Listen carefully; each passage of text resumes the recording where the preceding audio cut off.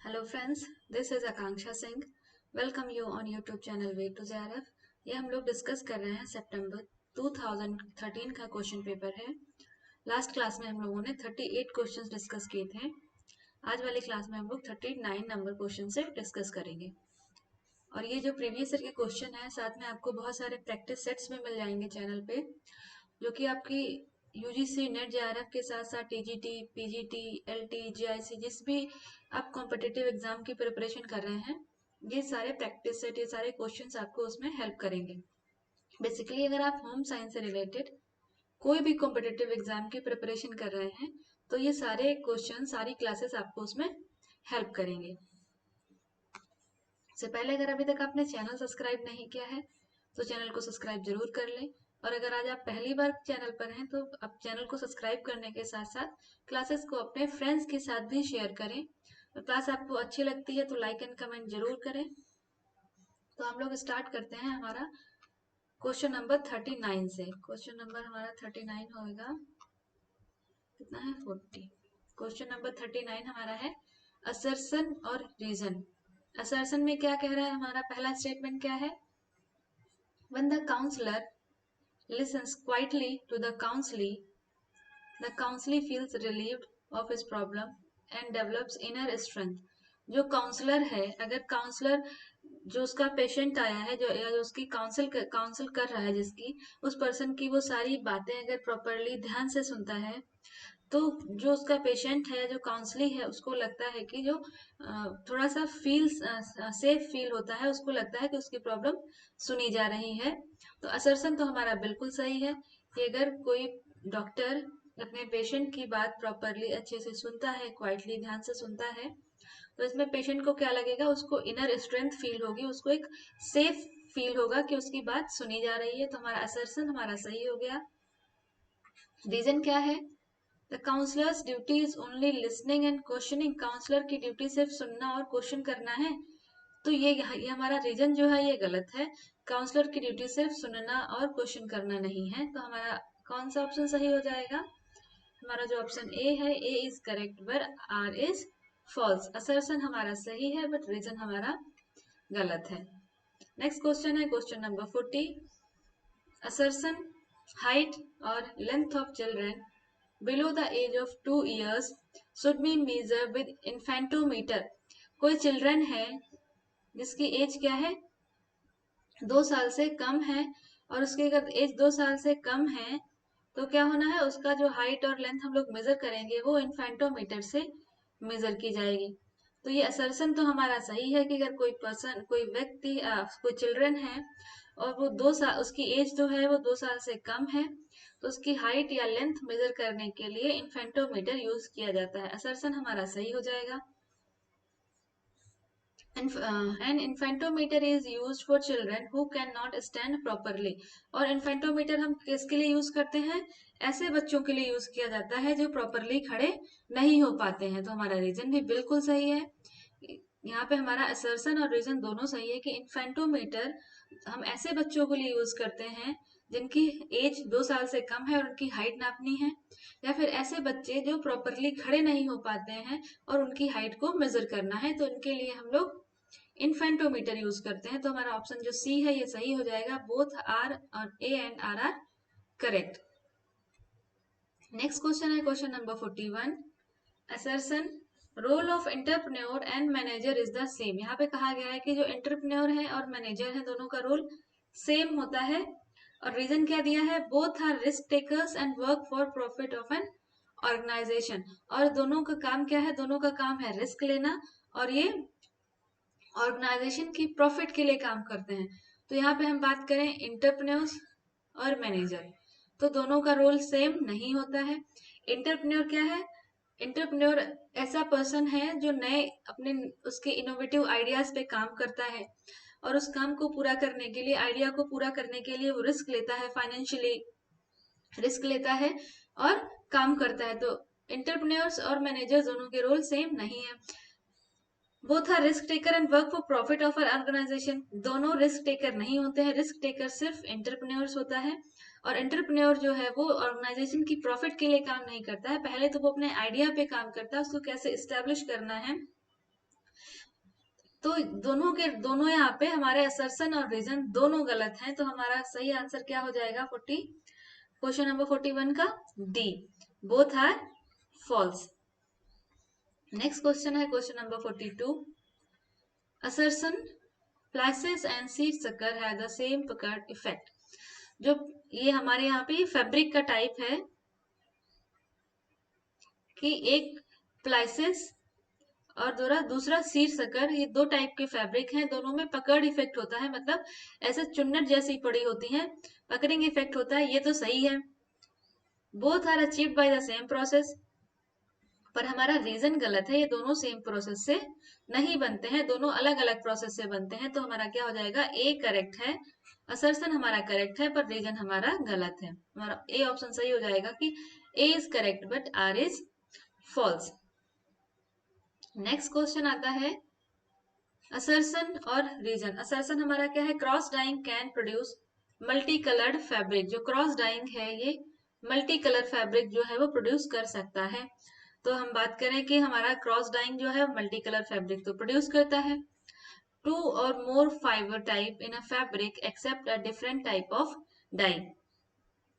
इसमें 2 या 2 से अधिक टाइप के फाइबर्स होते हैं जो डिफरेंट डिफरेंट टाइप की डाई को क्या करते हैं, एक्सेप्ट करते हैं। तो हमारा रीजन भी सही है। जैसे हमारा ये कोई फैब्रिक है, ये पूरा फैब्रिक कॉटन का है, पर बीच में इसमें स्ट्रिप्स अगर पॉलिएस्टर की ऐसे स्ट्रिप्स डाल दी गई हैं, उसके बाद हम इसको कॉटन एफिनिटी वाला जो कलर है ऐसा डाई कलर लेंगे जिसकी एफिनिटी है कॉटन के लिए।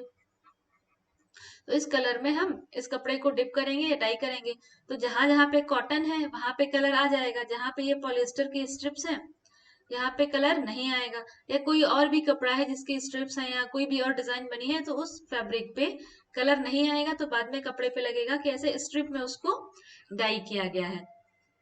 तो यहाँ पे अलग अलग अगर एफिनिटी के अलग अलग टाइप के फाइबर्स हैं तो वो कलर को एब्जॉर्ब नहीं करेंगे, और जिस एफिनिटी के लिए जिस फैब्रिक के लिए कलर की एफिनिटी है वो फैब्रिक कलर को एब्जॉर्ब कर लेगा और इससे मल्टी कलर इफेक्ट दिखाई देगा।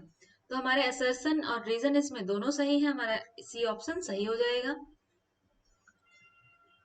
नेक्स्ट है question number 45, assertion rubber tile is affected adversely by oil, grease and solvents and so it is not used for kitchen counter। यहाँ पे अगर हम बात करें कि जो हमारा किचन का काउंटर है, जो काउंटर टॉप अगर हम रबर से बनाते हैं तो ये रबर जो है वो ऑयल से, ग्रीस से, सॉल्वेंट से इफेक्ट होती है और खराब हो जाती है। इसीलिए किचन के जो काउंटर्स हैं या किचन के जो टॉप काउंटर्स हैं ये रबर से नहीं बनाए जाते हैं। असर्शन हमारा बिल्कुल सही है कि जो किचन के जो काउंटर्स हैं ये अगर रबर से बनाएंगे तो किचन में काम करते हुए उसमें ऑयल भी गिरता है, सॉल्वेंट्स भी गिरते हैं और बहुत सारी चीजें उस रबर टॉप पे लगेंगी जिससे रबर जो है वो खराब हो जाएगा। Kitchen counter top made up of rubber tiles are damaged easily. और जो किचन के काउंटर टॉप अगर रबर से बने हैं, रबर टाइल से बने हैं तो जल्दी डैमेज हो जाते हैं। तो ये हमारा असर्शन और रीजन दोनों करेक्ट हैं, तो हमारा सी वाला ऑप्शन सही हो जाएगा कि जहां पे असर्शन और रीजन दोनों सही है। नेक्स्ट क्वेश्चन है 45, क्या है, असर्शन क्या है, for planning a functional arrangement of centres we requires to examine which center are given choice location and which are to be grouped together। उसके बाद हमारा रीजन क्या कह रहा है, the centres that are focal point in the work should be located at last, determining the importance of various centres separately. यहाँ पे बात कर रहा है कि अगर केंद्रों की एक कार्यात्मक व्यवस्था की योजना बनाने के लिए हमें यह जांचने की आवश्यकता है कि किन केंद्रों को पसंदीदा स्थान दिए गए हैं जिन्हें एक साथ समूहीकृत किया जा सकता है। कोई एक फंक्शनल या कोई प्लानिंग अरेंजमेंट हो रहा है, वहां पे हमें देखना है कौन कौन से सेंटर्स है जहाँ पे लोगों ने उसको ज्यादा पसंद किया है, तो उनकी लोकेशन हम एक साथ उनको ग्रुप कर देंगे। तो हमारा असर्शन तो सही है। रीजन क्या है, जो केंद्र कार्य में केंद्र बिंदु है उन्हें विभिन्न केंद्रों के महत्व को अलग अलग निर्धारित करते हुए अंत में स्थित किया जाना चाहिए। तो ये हमारा रीजन जो है ये गलत हो जाएगा। तो हमारा करेक्ट आंसर क्या है, A is correct but R is false. Next question आता है क्वेश्चन नंबर 46, क्या है, assertion ergonomics is the application of human biological science in conjunction with engineering science to work and his work environment to worker and his work environment at the same time enhance productivity।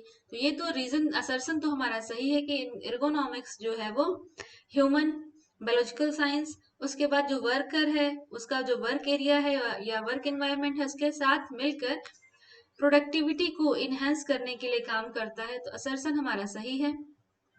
Reason क्या दिया है? The focus of the study is an worker fatigue. और जो ergonomics का जो study का main point है वो है कि वर्कर के फटीग पे, उसकी थकान को लेके बात करना है।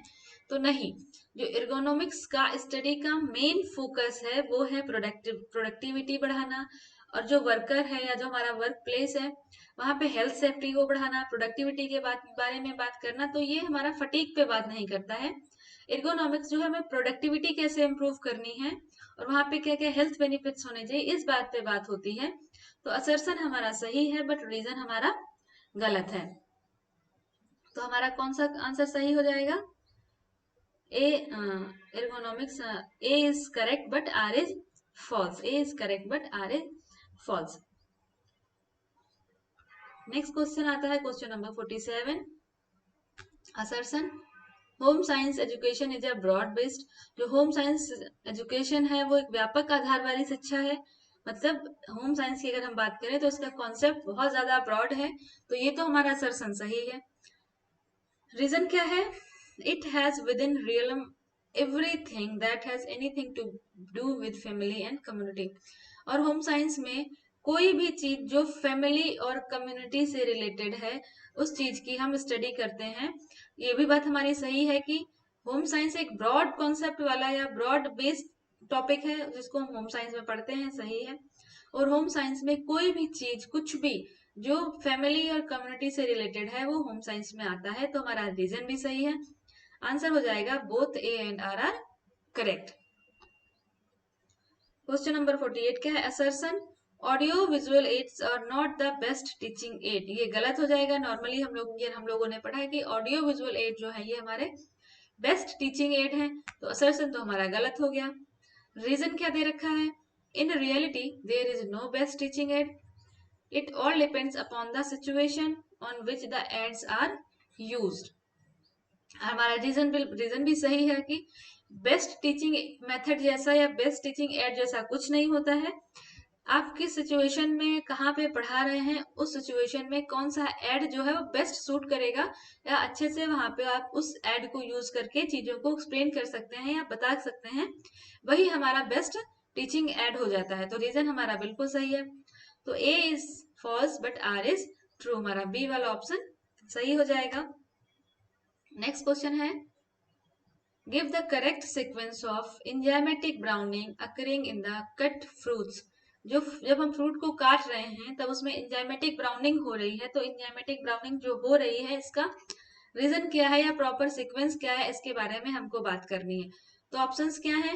DOPA dopa formation, polyphenols comes in contact with air, melanin formation, fruits are cut, orthoquinone formation. सबसे पहले हम फ्रूट को कट करने की बात करें जिससे उसमें ब्राउनिंग रिएक्शन हो रही है।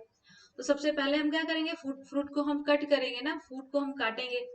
तो 4 4 वाला हमारा पहला आ जाएगा। अब जब हम फ्रूट को कट करेंगे तभी तो वो एयर के कॉन्टेक्ट में आएगा। तो फ्रूट को जब हमने कट किया इससे जो भी पॉलीफेनॉल्स रिलीज हुए वो एयर के कॉन्टेक्ट में आए। जब ये एयर के कांटेक्ट में आएंगे तब इसमें कुछ एयर के साथ पॉलीफेनॉल्स जब एयर से मिलेंगे तो ये डोपा फॉर्मेशन बनाएंगे। तो ये हो जाएगा 1। अब डोपा फॉर्मेशन बनने के बाद इसमें ऑर्थोक्विनोन फॉर्मेशन होगा। ऑर्थोक्विनोन जो है वो ब्राउन कलर को ब्राउनिंग करने में ब्राउनिंग को इनहेंस करता है। उसके बाद मेलानिन फॉर्मेशन। तो हमारा ऑप्शन नंबर जो ए है ये सही हो जाएगा। नेक्स्ट है question number 50। Give the correct sequence of activities with the respect to minimum to maximum energy expenditure. यहाँ पे जो एक्टिविटीज दे रखी हैं जैसे washing clothes, reading and writing, carpentry, water planting, jogging, bathing, cycling, यहाँ से सबसे कम एनर्जी से लेके मैक्सिमम एनर्जी एक्सपेंडिचर में इसको हमें अरेंज करना है। हमें सबसे पहली एक्टिविटी वो लिखनी है जिसमें सबसे कम एनर्जी का यूज होता है, उसके बाद मैक्सिमम एनर्जी करते हुए हमें इसको असेंडिंग ऑर्डर में बना लगाना है।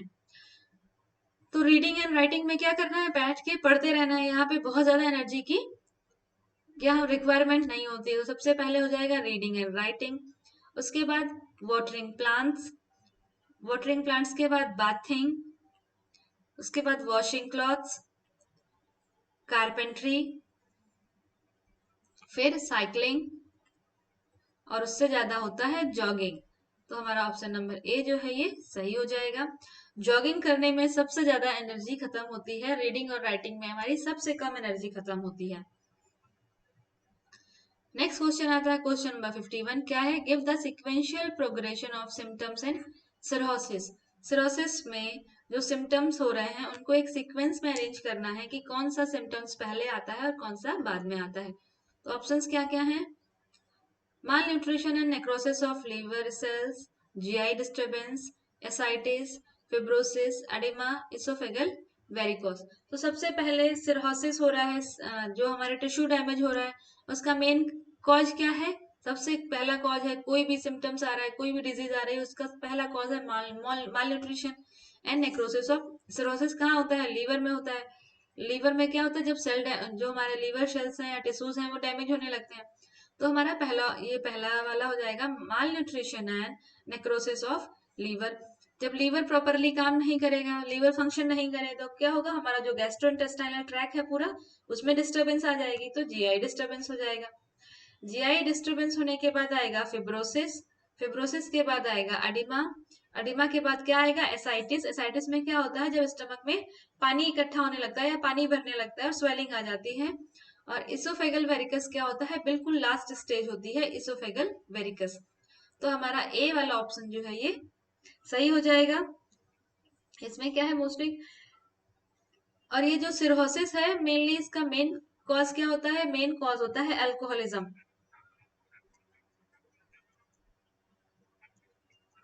और हेपेटाइटिस सी। ये कुछ इन्फेक्शन है जिसकी वजह से भी सिरोसिस होता है। ये एक क्रॉनिक लीवर डिजीज है। नेक्स्ट क्वेश्चन आता है क्वेश्चन, अच्छा ये यहाँ पे हम लोगों ने बात की है क्रॉनिक, क्रॉनिक डिजीज है। तो यहाँ पे दूसरा टर्म होता है क्रॉनिक एंड एब्सोल्यूट। तो दोनों के बीच में डिफरेंस आपको बताना है कमेंट सेक्शन में कि क्रॉनिक एंड एब्सोल्यूट दोनों में क्या डिफरेंस है। क्रॉनिक डिजीज को हम वन वर्ड में हम क्या कहते हैं, एब्सोल्यूट को हम क्या कहते हैं। हमारा नेक्स्ट क्वेश्चन आता है question number 52, give the correct sequence of the steps involve in stepping a recipe. अगर कोई रेसिपी बना रहे हैं तो उसके लिए हमारी करेक्ट सीक्वेंस क्या होगा। हमारे ऑप्शंस क्या क्या है, evaluate the product and repeat till perfect, double recipe and repeat to get consistent product, prepare the product using original recipe, double recipe, evaluate and record change, if product is satisfactory, enlarge by increment of 25 portions, adjust handling and cooking losses in enlarge quantity. अब सबसे पहले हमें recipe बनाना है तो उसके लिए हमारे पास products होने चाहिए। तो हम सबसे पहले क्या करेंगे, हम प्रोडक्ट्स को ढूंढेंगे और ओरिजिनल जो हमारे प्रोडक्ट्स थे उनके साथ हम रेसिपी को प्रिपेयर करेंगे। अब रेसिपी एक बार बन गई तो हम प्रोडक्ट को क्या करेंगे, इवेलुएट करेंगे कि कैसी बनी है कैसी नहीं बनी है। हम इवेलुएट करेंगे तो उसमें कुछ तो कमियां होंगी या कुछ ज्यादा हो गया तो उसको हम फिर से दोबारा से रिपीट करेंगे उसको परफेक्ट बनाने में। जब उसको हम दोबारा बनाएंगे तो रेसिपी का हम क्या करेंगे, उसमें थोड़ा सा पहले अगर हमने सिंगल पर्सन के लिए बनाई उसको हमने इवेलुएट करा कुछ कम ज्यादा हो गया, अब दोबारा जब हम उसको बनाएंगे परफेक्शन के लिए तो उसका हम अमाउंट डबल कर देंगे। तो डबल कर देंगे रेसिपी को, हमारा ऑप्शन नंबर 4 हो जाएगा, double recipe evaluate and record change. फिर आप देखो उसमें क्या क्या चेंज हुए हैं। उसके बाद उसी जितना हमने सेकेंड टाइम में जो रेसिपी बनाई थी उसी डबल रेसिपी को हम दोबारा से बनाएंगे और उसमें परफेक्शन, जब दोबारा से उसे बनाएंगे तब उसमें क्या होगा, परफेक्शन आएगा। दोबारा से बनाएंगे जब उसमें परफेक्शन आएगा तो फिर हम उसको थोड़ा सा लार्ज स्केल पे बनाएंगे, उसकी 25 पोर्शंस बनाएंगे।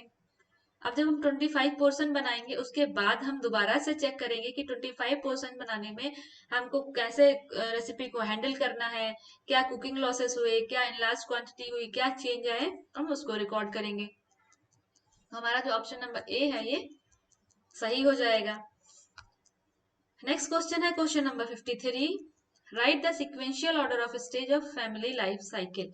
फैमिली लाइफ साइकिल के बारे में, जो लाइफ फैमिली की लाइफ साइकिल या जो स्टेजेस हैं उनको अरेंज करना है। कौन कौन सी स्टेजेस हैं? Establishment stage, shrinking stage, child rearing stage, expanding stage या एम्प्टीनेस स्टेज।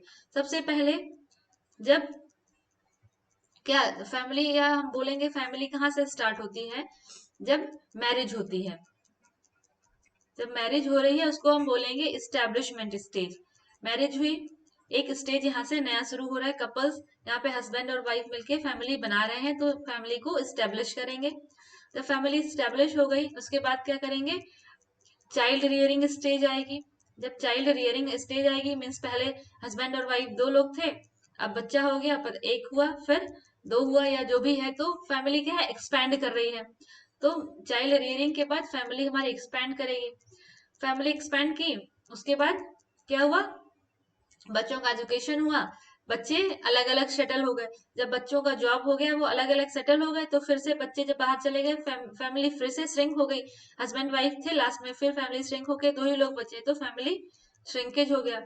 श्रिंकेज के बाद एक आती है लास्ट स्टेज जिसको हम बोलते हैं एम्प्टी नेस्ट स्टेज। तो 1342 हमारा ए वाला ऑप्शन जो है ये सही हो जाएगा।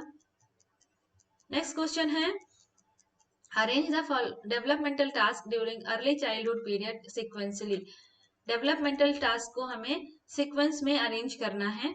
ऑप्शंस क्या क्या है? Learning to talk, bladder control, learning to walk, learning gender differences, distinguishing right and wrong, getting ready to wear. Childhood period में क्या क्या डेवलपमेंटल टास्क होते हैं, इनको सीक्वेंस में अरेंज करना है। चाइल्डहुड पीरियड है, आप तो ये सबसे पहले बच्चा क्या चलना सीखता है, लर्निंग टू वॉक। वॉक करने के बाद बच्चा धीरे धीरे बोलना सीखता है, लर्निंग टू टॉक। अब बच्चा टॉक करने के बाद बात करना सीखता है, फिर वो धीरे धीरे ब्लैडर कंट्रोल सीखता है, ब्लैडर कंट्रोल। उसके बाद जेंडर डिफरेंसेस, जब जेंडर डिफरेंसेस के बाद गेटिंग रेडी टू रीड, फिर बच्चा धीरे धीरे पढ़ना सीखता है। जब पढ़ना सीखेगा तभी तो राइट एंड रॉन्ग में डिफरेंस करना सीख पाएगा।